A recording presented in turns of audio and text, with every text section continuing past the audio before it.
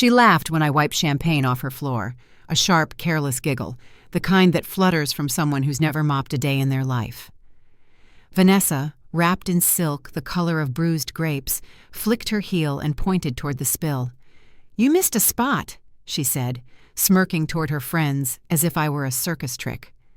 I didn't answer, just squeezed the mop tighter, twisted my wrist until the handle creaked, and dipped the end back into the bucket. The water was already gray from her mess.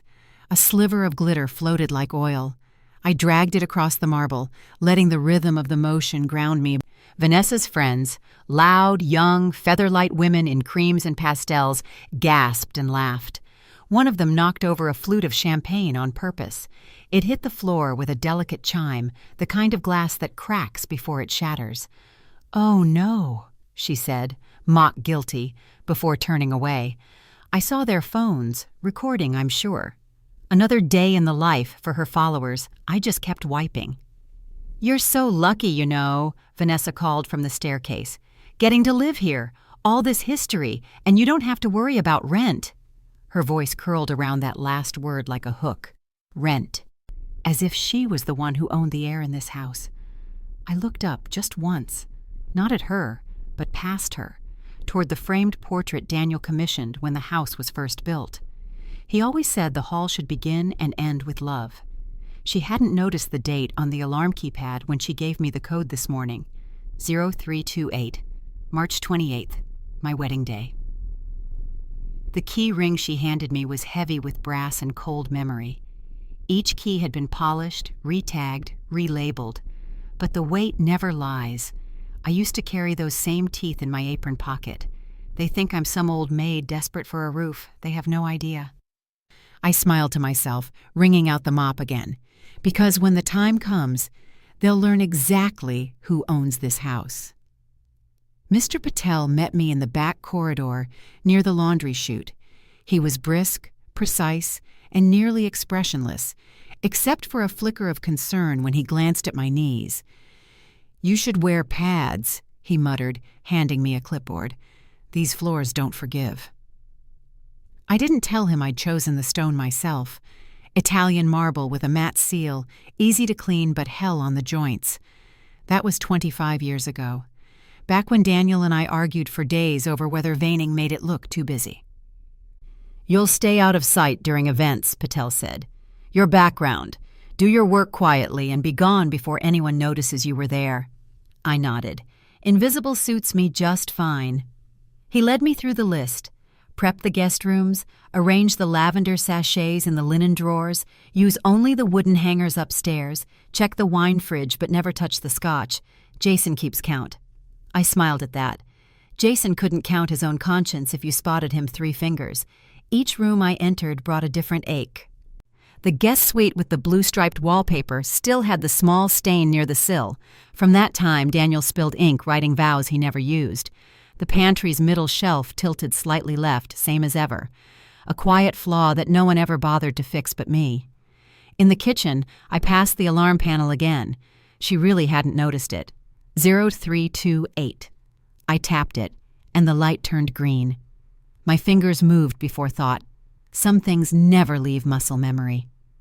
After dinner, when Vanessa left for a photo shoot and her fiancé disappeared into his headphones, I slipped into the library. The scent hit me first, old leather, cedar shelves, and the faintest trace of the sandalwood polish I used to make myself. I brushed my hand along the spines of the books like old friends. I knew every hollow in this house, every creak in the boards, every secret notch behind picture frames. Because this isn't just some glamorous rental for influencers, it's my house, and they're the guests, for now. The foyer was once the heart of the house. Double-height ceilings, an arched window that softened morning light, and, right at the center, the grandfather clock Daniel gave me on our 10th anniversary.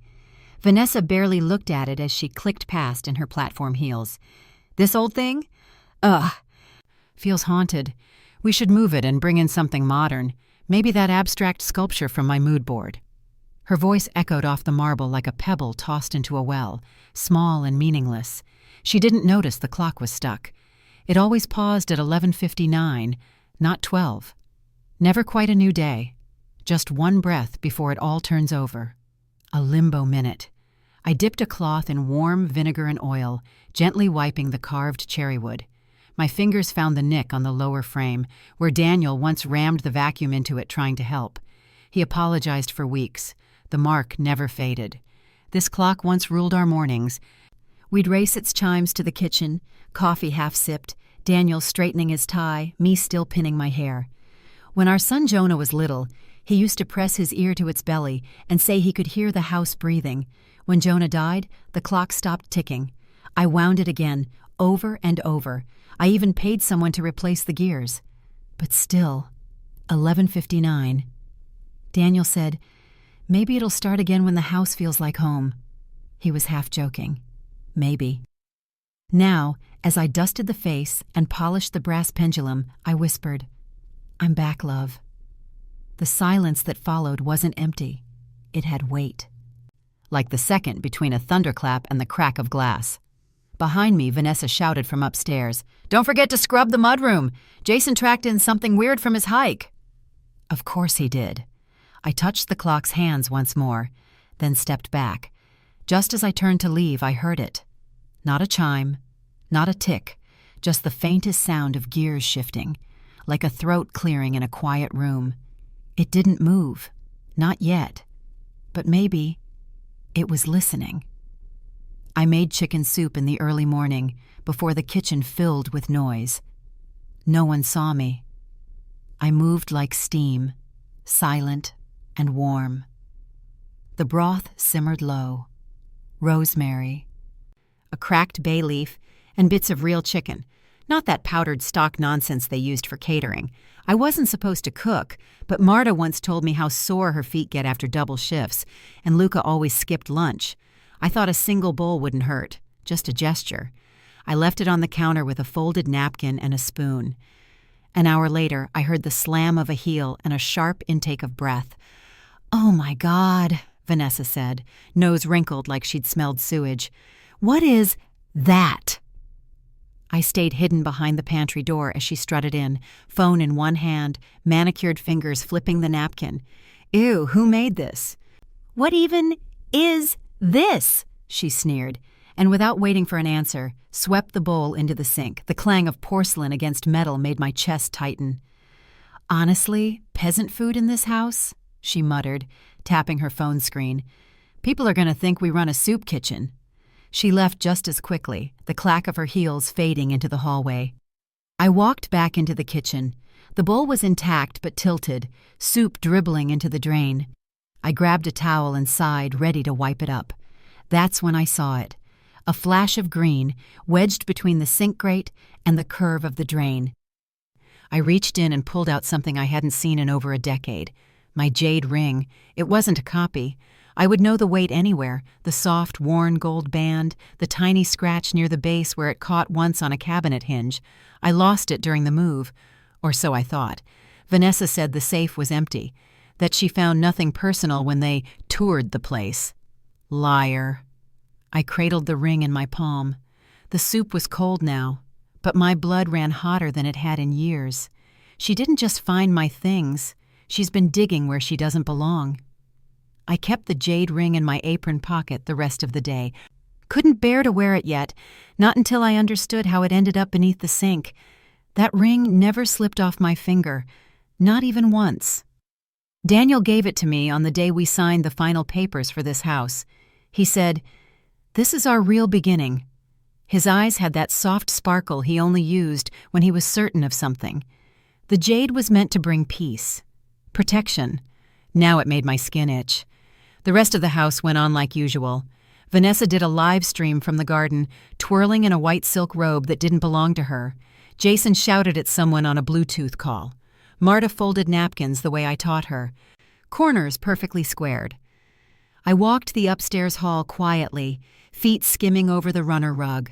My fingers brushed the edge of the mirror that hung near the linen closet. Behind it, a cabinet built flush into the wall. Daniel's idea.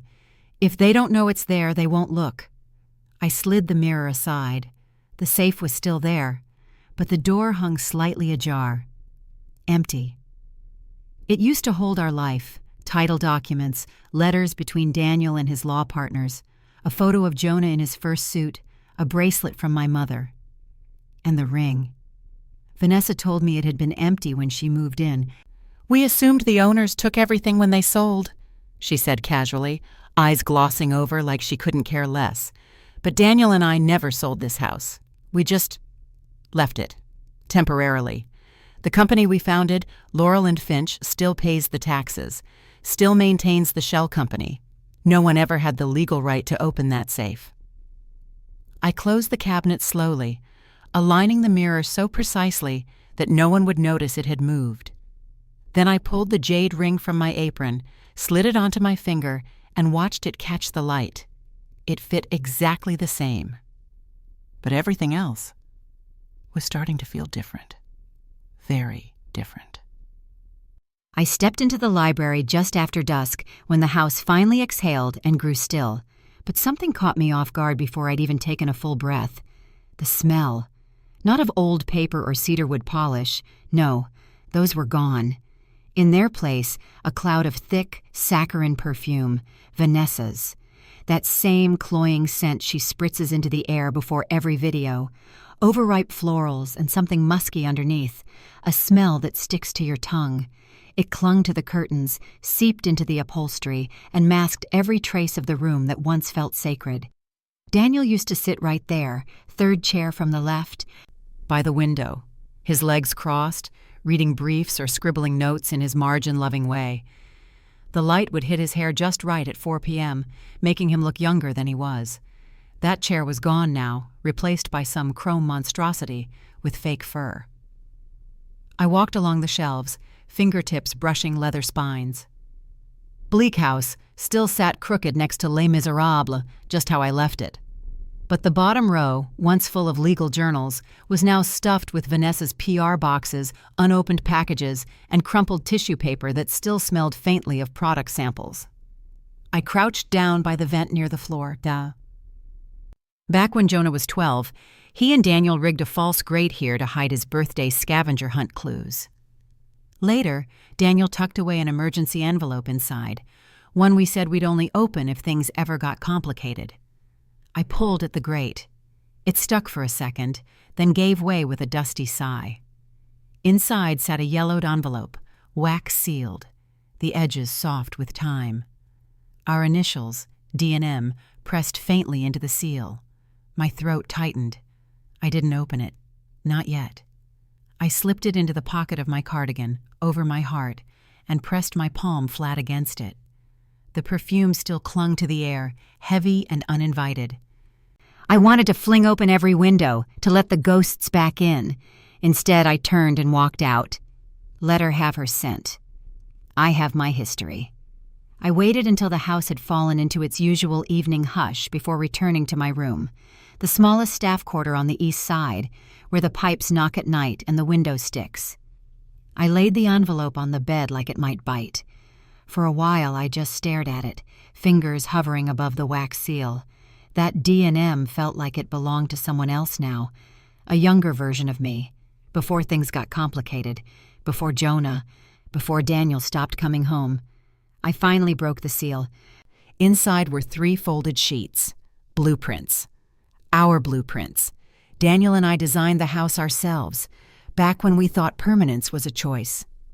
The lines were delicate but confident, drawn by Daniel's steady architect hand and marked with little annotations in my looping script. "Skylight here for morning tea," one read near the sunroom.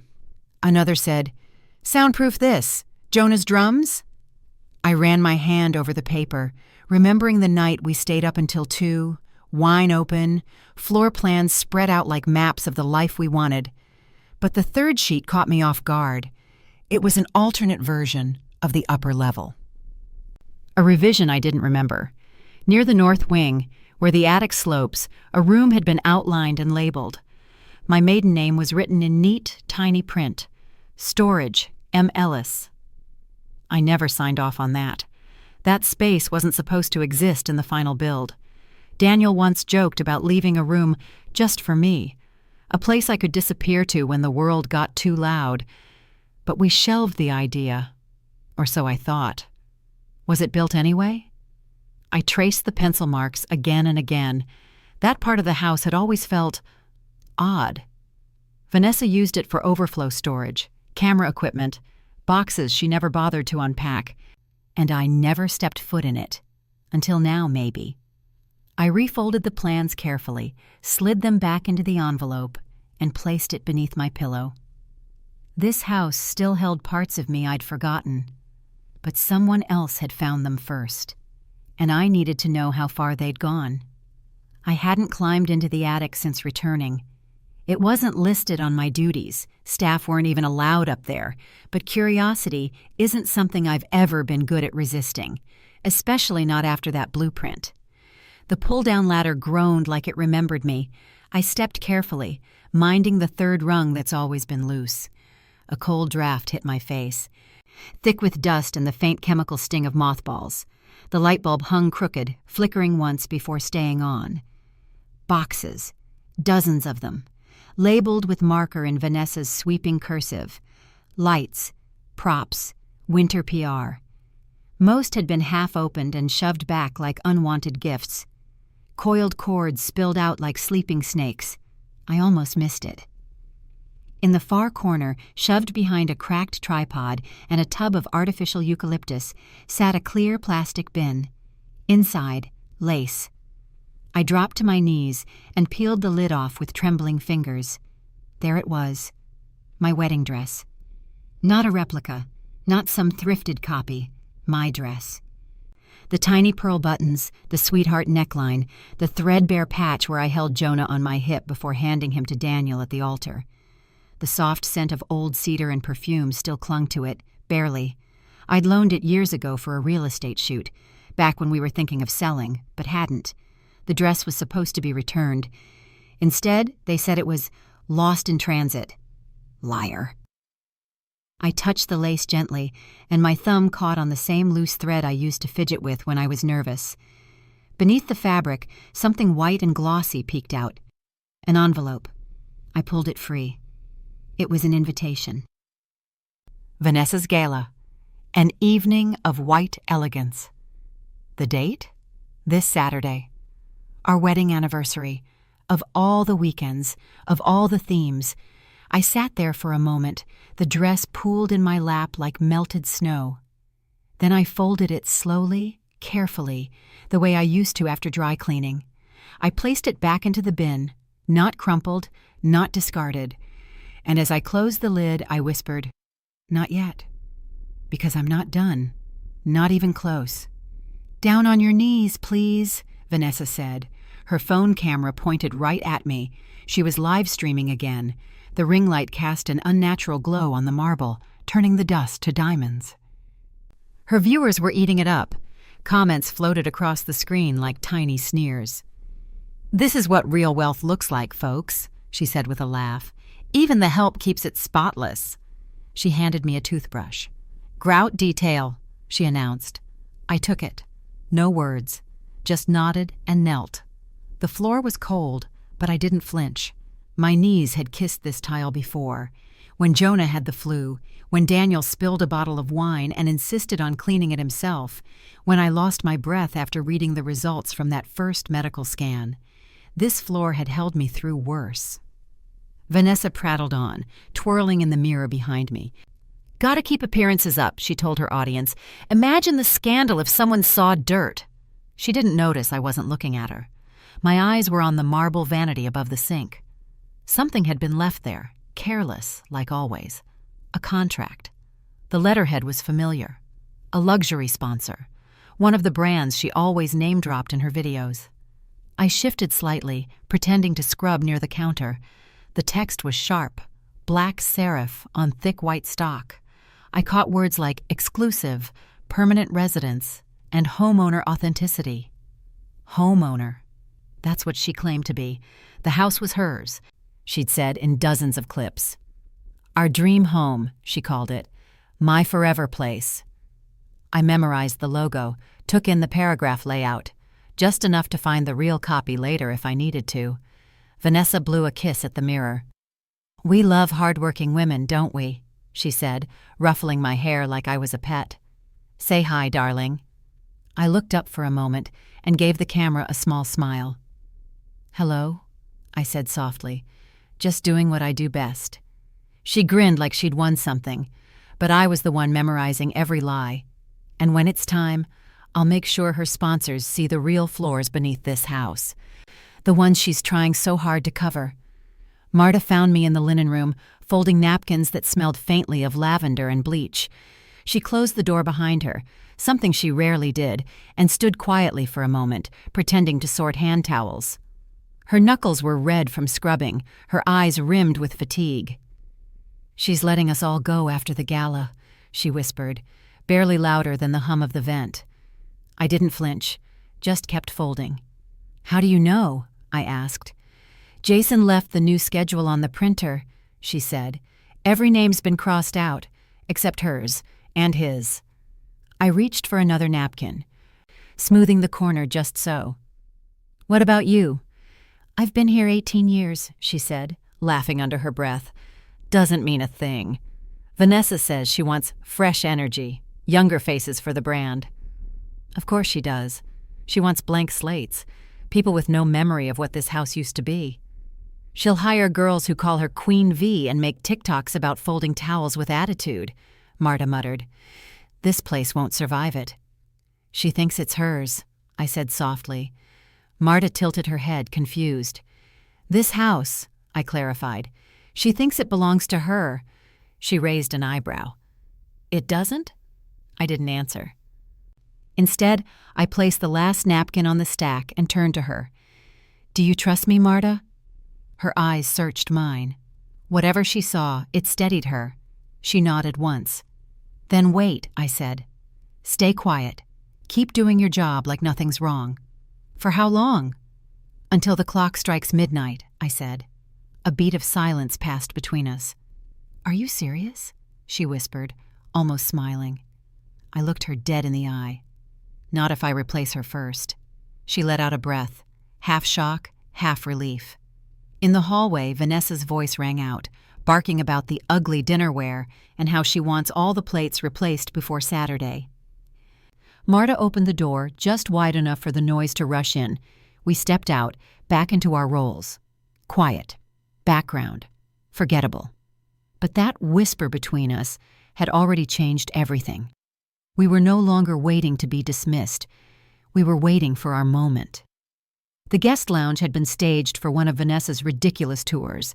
She liked to walk her guests through curated corners of the house, pointing at items she didn't understand and fabricating stories to sound elegant. "This vase," she once purred into a camera, "was imported from Paris in the early 80s.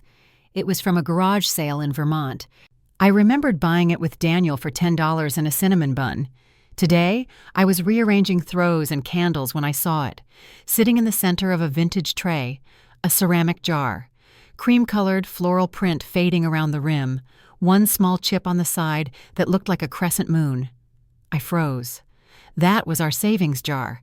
It used to sit by the stove in our first apartment, filled with coins, buttons, and tiny notes about dreams we couldn't afford yet. Paris, one had read. Jonah's guitar, another. We never got to Paris, but the guitar came. Now it had a sticker slapped across the front that said, "Tips appreciated." I picked it up gently. It was lighter than I remembered. Inside, a few crumpled bills and change, and beneath them, paper. Not a dream note. A receipt. I pulled it out. The paper was glossy and freshly folded, a delivery invoice from a staging company. At the bottom, under the billing details, I saw it. Billed to Laurel and Finch, LLC. My name, my company, the shell Daniel and I created to protect our home, our legacy. Laurel for the street we met on. Finch for the bird Jonah used to feed from the window. Vanessa had no right to use it. She hadn't just invaded my house. She was running her operation, her sponsors, her events, under my paper name, and she didn't even know it. The tip jar suddenly looked different, not quaint, not nostalgic. It looked like theft. I emptied the coins back inside, pressed the receipt flat, and slipped it into my sleeve. Then I placed the jar right back where she'd left it. Let her keep using it. For now. Soon enough, the real owner's going to start collecting. The study was supposed to be locked. Vanessa told every staff member, "No one goes in. That's my sacred space." Sacred, as if candles and LED wall quotes made something sacred. The door wasn't difficult to bypass. What she didn't know, what no one but Daniel and I ever knew, was that the left wall panel near the bookshelf had a hidden hinge. Daniel installed it himself during the remodel. He loved compartments, secrets, a place to slip through unnoticed when the house got too loud. I slipped through it now. The air inside was cool and faintly metallic, like old batteries. Vanessa had redone the space entirely. Gone were the walnut bookcases and reading lamps. In their place, neon signage that read, "Manifest It," a gold-framed vision board, a towering ring light, and 3 shelves of pastel boxes with fake designer logos. But the desk, our old desk, remained. I pulled out the chair slowly, careful not to scrape.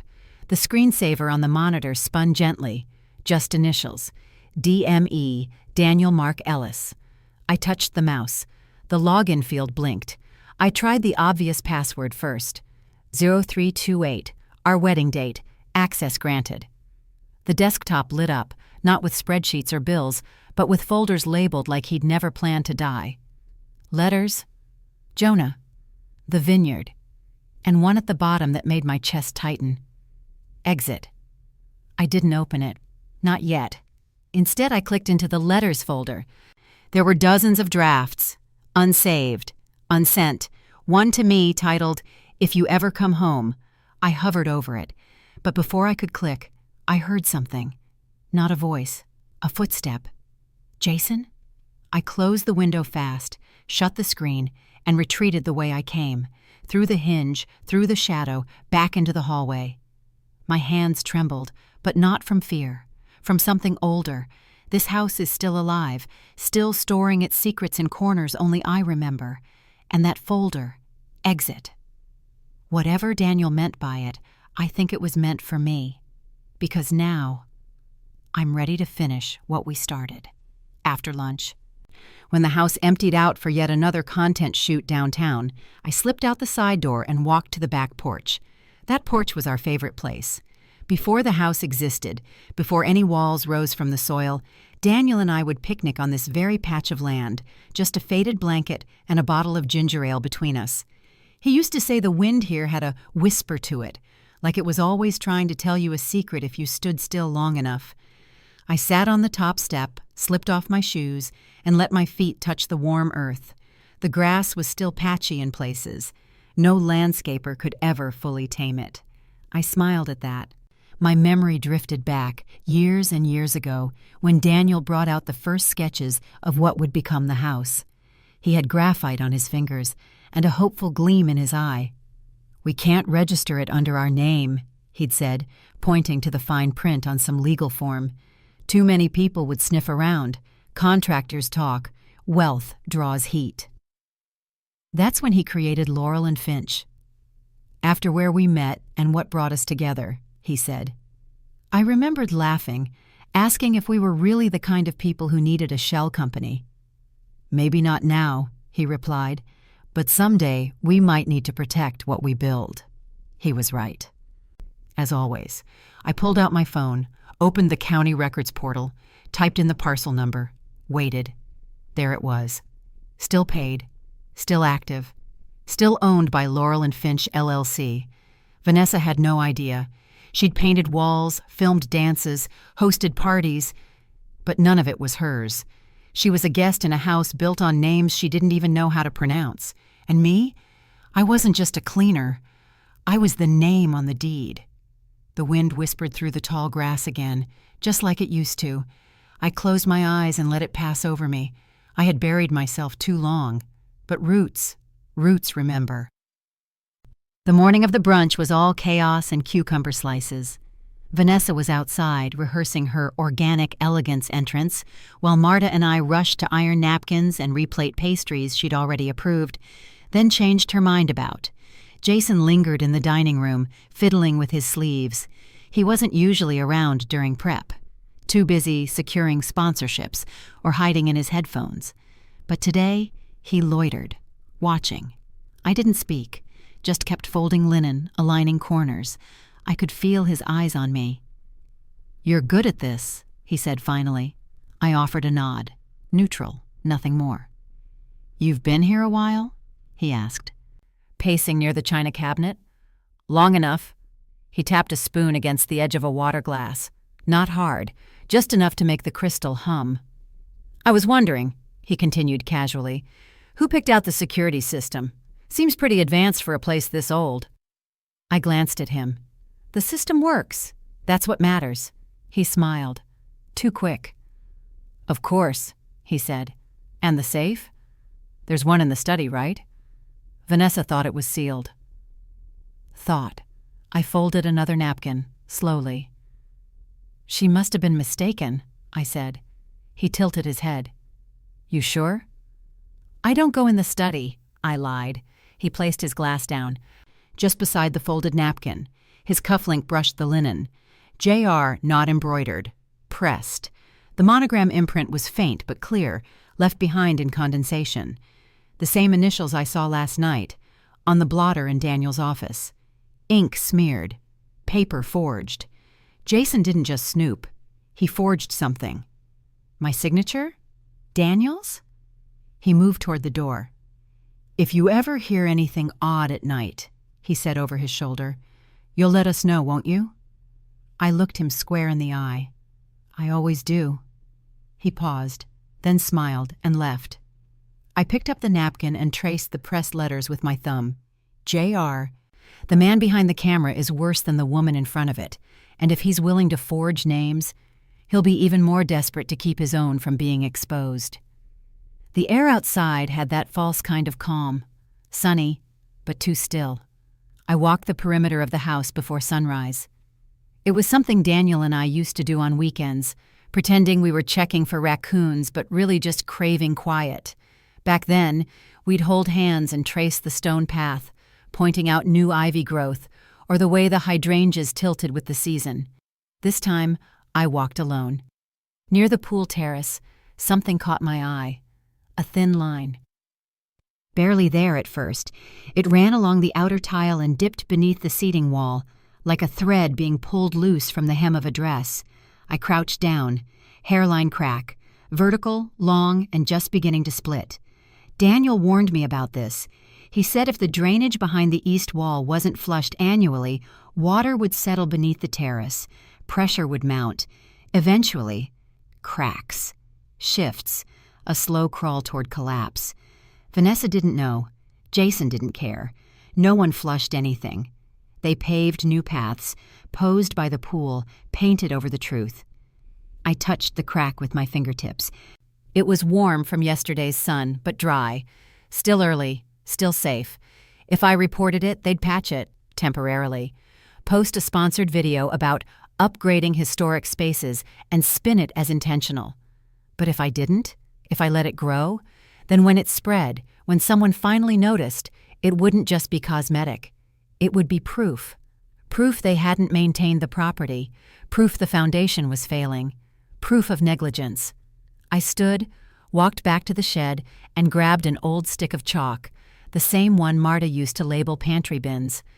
Then I returned and gently traced the crack in white, just enough to mark its progress.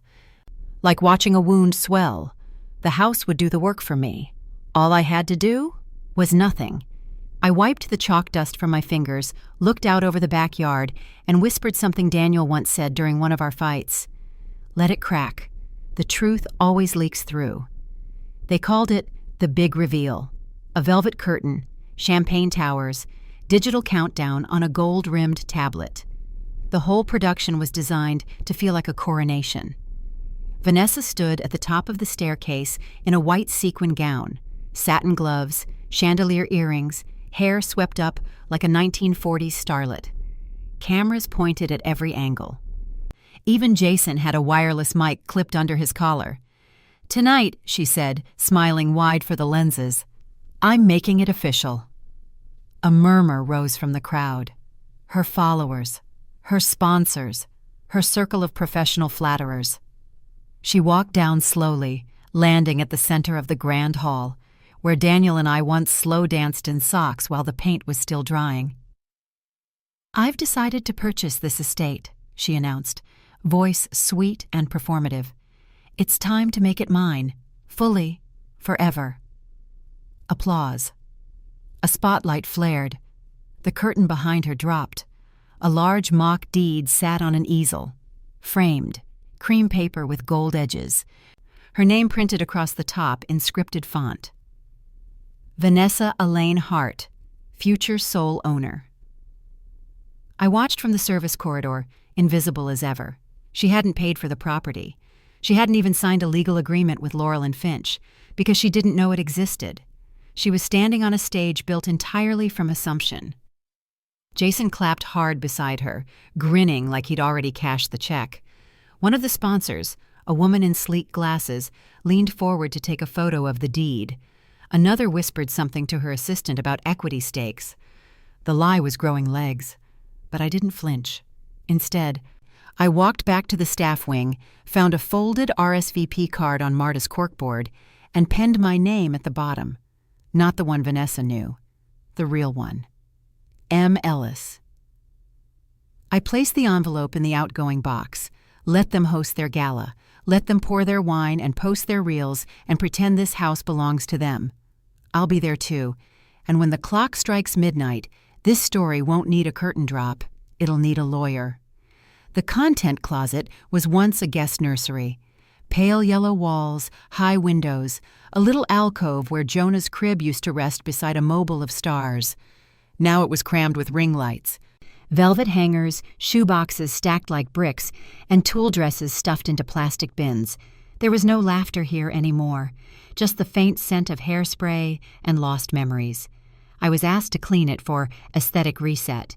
Vanessa wanted a new color scheme, something cooler. "The vibe is shifting," she told Jason. I stepped over a pile of tangled fairy lights and began sorting bins. That's when I saw it. A wooden music box. Scratched lid, brass hinges dulled with time. I froze. Daniel gave it to me the day after Jonah was born, said he found it in a dusty antique shop and knew instantly it belonged to me. The tune it played was something I used to hum in the kitchen, a lullaby, sweet and simple, the kind of melody that fills a room without demanding it. I turned the key. It clicked once, twice, then played. Slightly off-key, like a memory gone blurry. Vanessa popped her head in. "What is that sound?" she asked, nose wrinkled. I didn't answer. She stepped closer. "Ew, creepy. Toss it. Stuff like that doesn't match the brand." She turned on her heel and left before I could respond. I held the box in both hands. The tune wound down and stopped. I flipped it over. No inscription.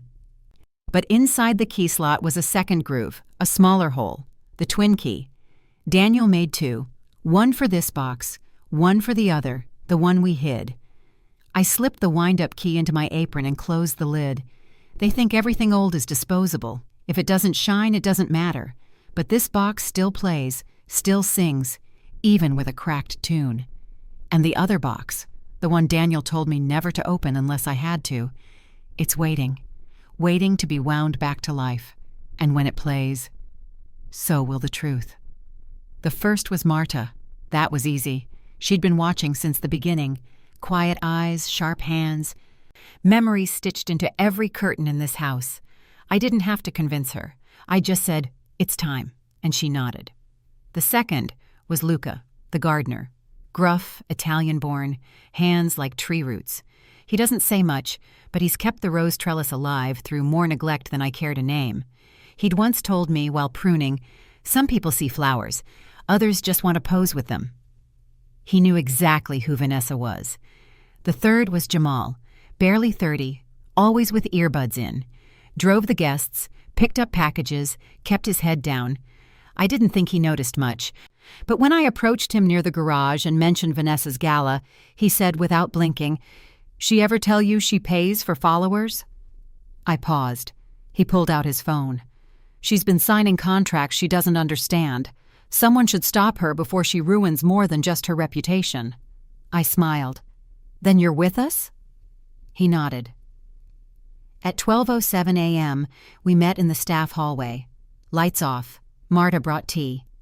Luca held the flashlight. Jamal watched the security cams from his phone. I laid out the blueprint. The old one. The real one.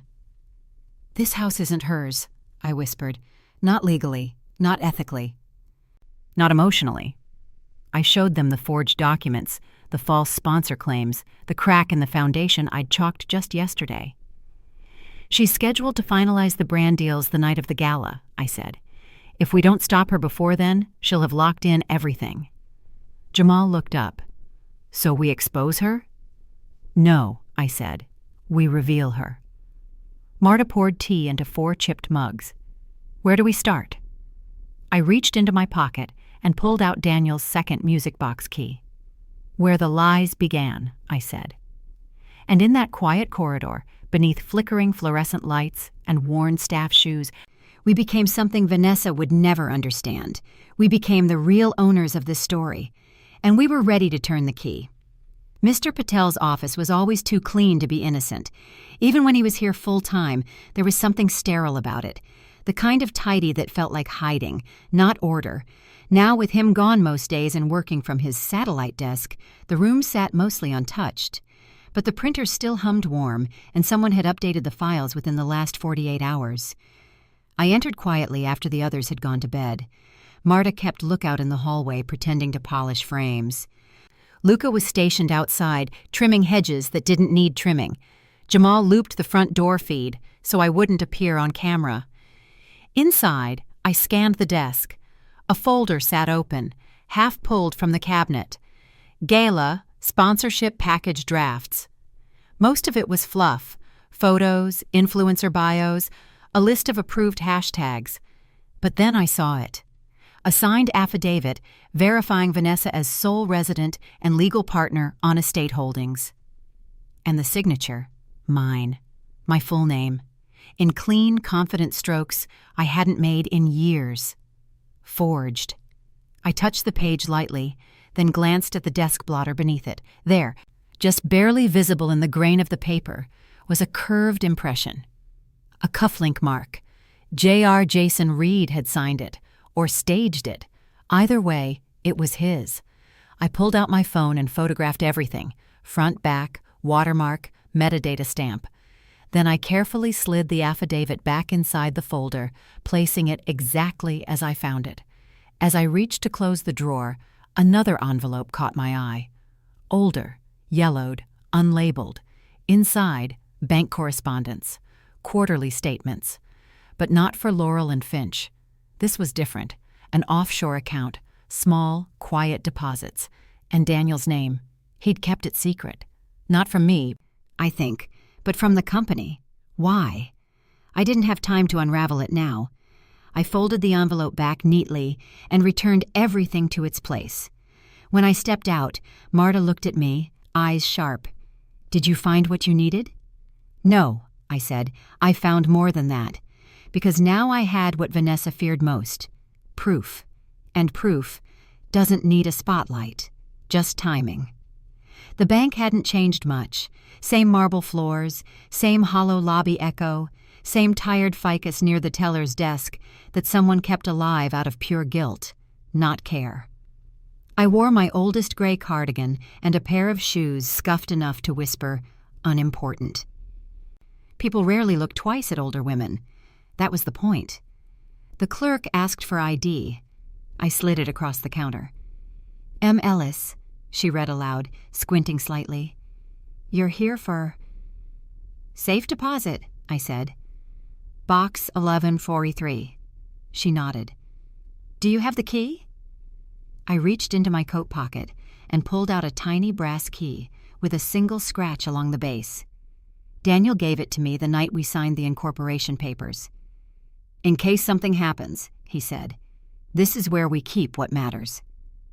The clerk led me into a back room.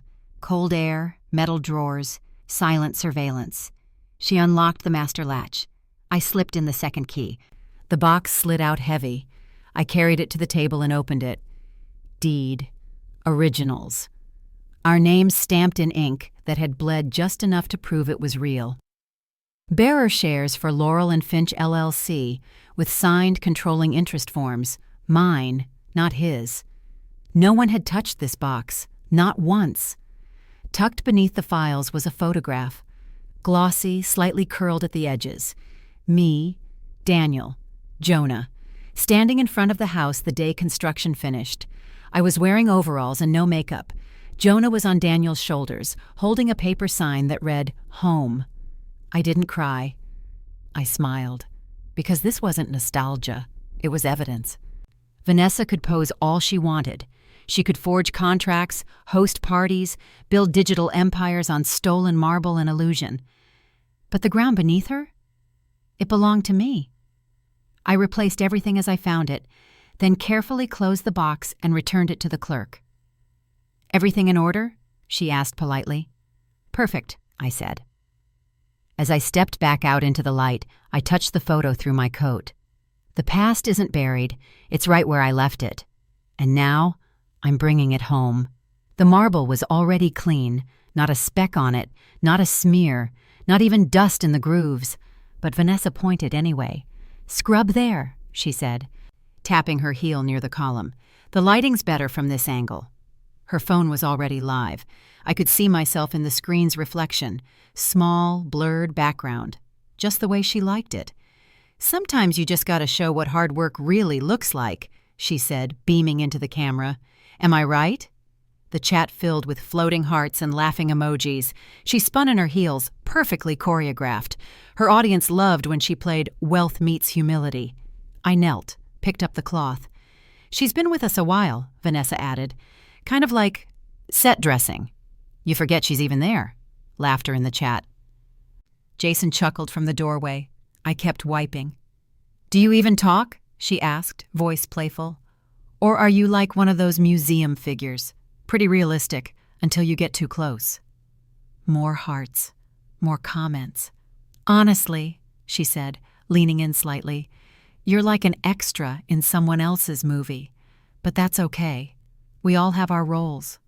I didn't answer. Not because I couldn't. Because I was waiting. She walked off with a wink at her phone, shouting about the champagne tower delivery. The foyer emptied. I stood up slowly. My knees cracked, louder than I expected. I walked to the mirror near the archway. The same one Daniel hung years ago, just off-center on purpose, to reflect the evening light. I looked at myself. Then I took off the gloves, one finger at a time. Deliberate. I reached into my pocket, pulled out the jade ring, and slid it onto my finger. It caught the chandelier glow like it had been waiting for this moment. I stood there, hands bare, face calm, expression quiet. They saw a nobody. But that was the test. Let them underestimate me. Let them laugh. Because the next time a camera rolls in this foyer, I won't be the extra. I'll be the ending. The music thumped like a heartbeat. Every room glowed in soft gold. Candles, chandeliers, string lights looped like crowns across the hall. Vanessa floated through it all in white sequins again, champagne in one hand, Jason at her side. She smiled like nothing could touch her. She was half right. Guests sipped and filmed. PR reps whispered in corners. A violinist played something slow and expensive. Marta moved between tables with practiced grace. Luca hovered near the terrace doors, and Jamal watched the clock. 11:57. I stepped into the ballroom from the east corridor. No gloves, no apron, just me, hair neatly pinned. The same blue dress I wore the day Laurel and Finch was incorporated. It still fit. I walked across the floor. Quiet, calm. 11:59.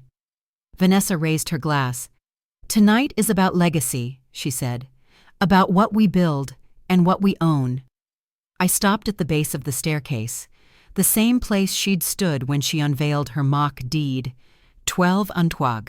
The music cut, lights flickered, then stilled. I stepped forward. "My name," I said, voice steady, "is Margaret Ellis." Heads turned. "And this house belongs to me." A beat of silence. Then, Confusion. Laughter. "Wait, what?" Vanessa chuckled, lowering her glass. "What is this?" I held up the documents. The original deed. Laurel and Finch ownership filings. Copies of the sponsorship contracts, with her forged affidavit attached. "Everything you've built here," I said, "has been staged on stolen ground." The room stilled. Jason stepped forward, voice tight.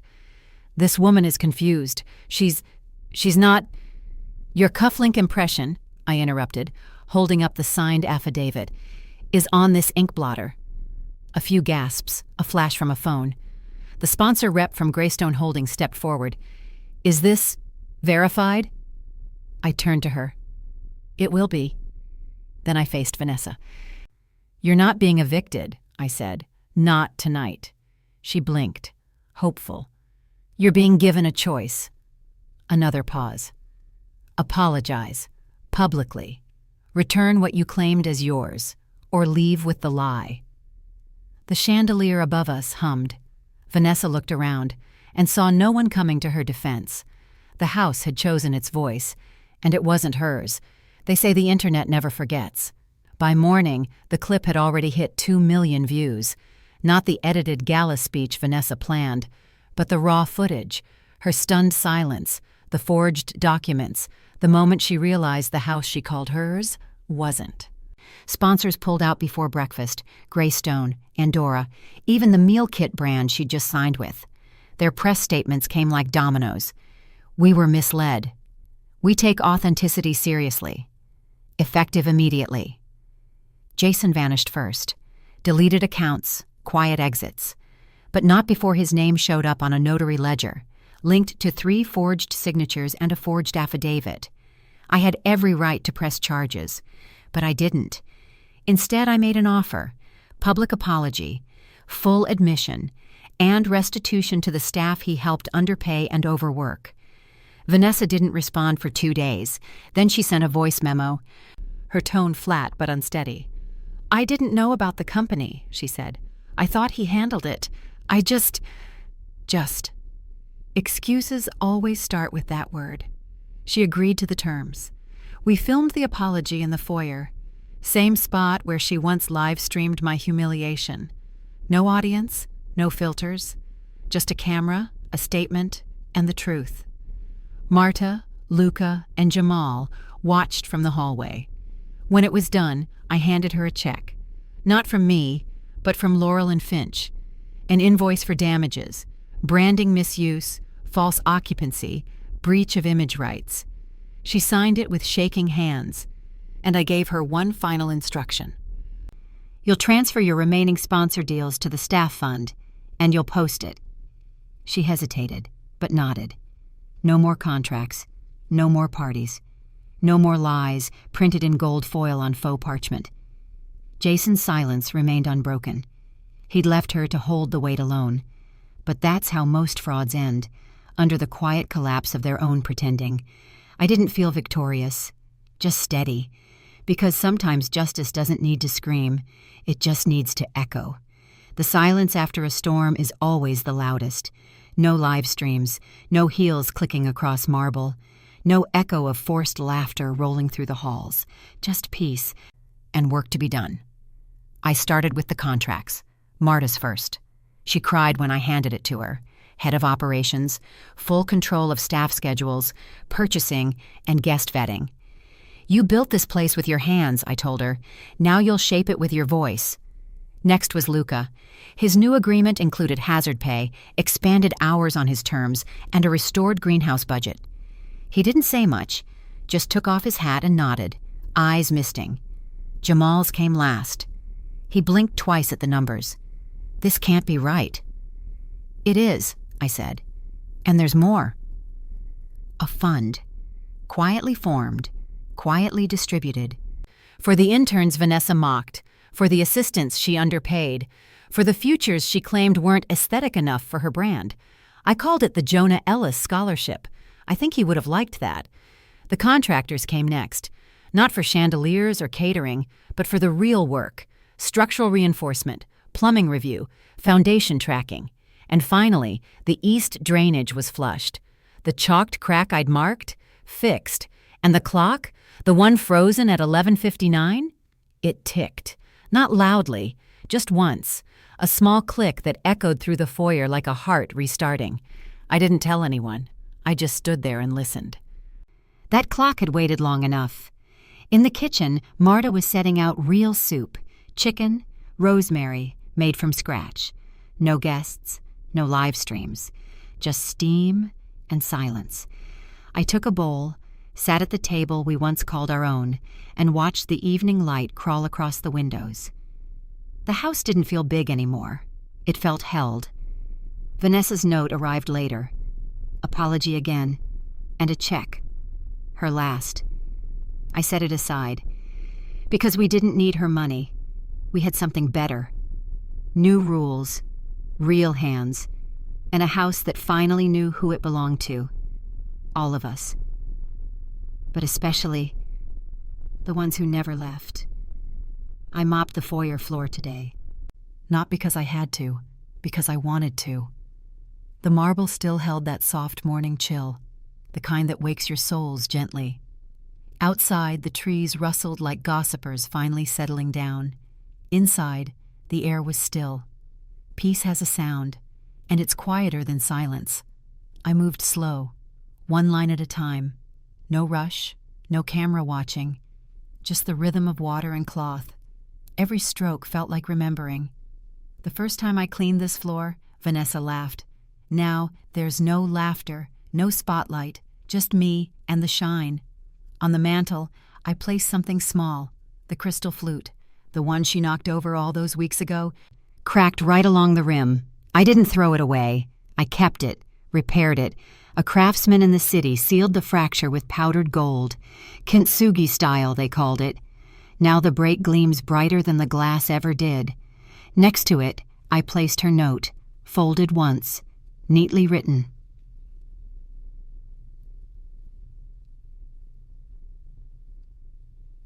To the woman who held the house together. I didn't know. I should have. Thank you for reminding me what a home really is. Vanessa. Below it, a modest check for the staff fund. Not redemption, but recognition. I didn't frame it, just left it there. Enough to say, we remember, we forgive, we move forward. In the distance, the grandfather clock chimed noon, the real kind of noon, not frozen, not waiting, time, alive again. I leaned the mop against the wall, stepped back. The floor shone, not because it was spotless, but because it had been touched by time, by tears, by memory. This house never needed to be perfect. It just needed to be lived in. And now, finally, it is.